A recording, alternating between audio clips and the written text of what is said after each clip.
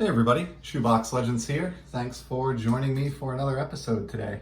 And this is going to be a Buy the Card, Not the Grade series episode. I've done one or two of these on the channel before, but basically the gist of this is I do enjoy slabbed or graded cards for my Hall of Famers, vintage Hall of Famers in particular. And when I first got back into the hobby, I was sort of a slave to the grade when I was buying slabs. I cared more about the number that was on the flip than I did about the card that was in the holder in some cases. And as a result, ended up with some cards that I don't really like as much nowadays and I've sold off. And even though they had a higher grade than maybe lower grade copies that I think look better. So nowadays, I learned my lesson relatively quickly. And for the past number of years, I've been a fan of Buy the Card, Not the Grade.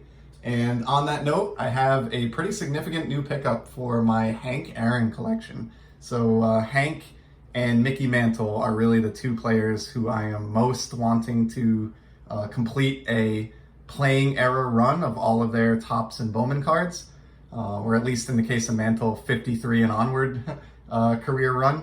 And so I have in front of you there the two Aarons that I have shown off, in some cases more than once so far in the channel's history. My 1954 rookie card, which is a super prized card of mine. Finally got that card last year during the pandemic after a lifetime of wanting it. And then on the right there is another pickup, recent pickup, his 61 Topps issue. Recent meaning, you know, I've hauled it in within the last year or so, and I did show that one off on the channel as well, earlier this year, in fact. And just this month, I picked up a card that is a need of mine towards this playing career run.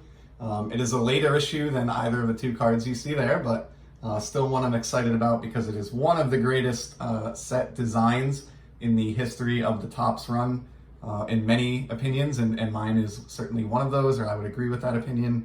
And that is a 1965 Topps Hank Aaron.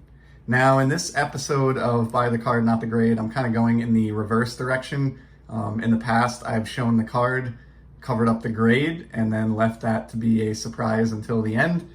In this case, I'm coming out with it and saying that I bought a quote-unquote lowly PSA 4. Yuck.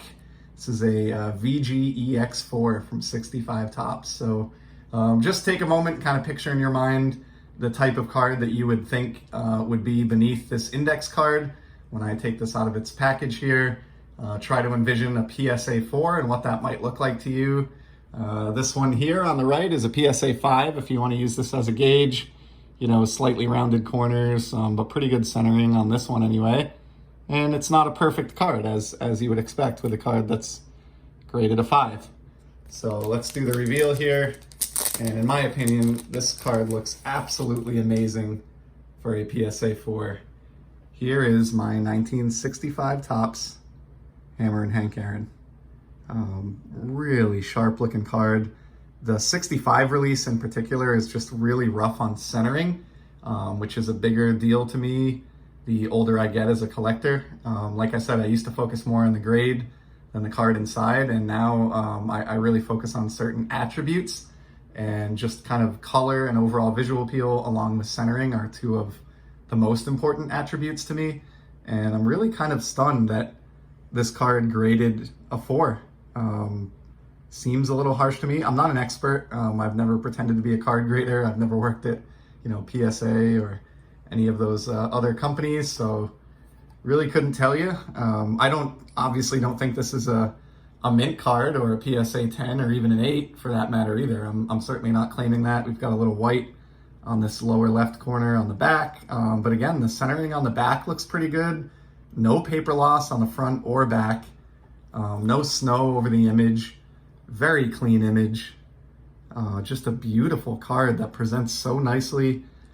Thanks to the grade here, I was able to take this home for what feels like a criminally low price. I paid $125 to add this Hank Aaron to my player or my player era or career era run of Hank Aaron cards. And to me, you know, if you were to cover up this flip, that looks every bit as beautiful a card as the 61 next to it, or really any 65 Hank Aaron that I've seen. I don't need my cards to be gem mint. I certainly can't afford that when it comes to players like Hank Aaron, but I will gladly seek out and purchase examples that look, that good at that price point. So really, really happy that I was able to plug one of the remaining 1960s holes in my Hank Aaron run at a budget acquisition price, or at least I feel like it in my mind.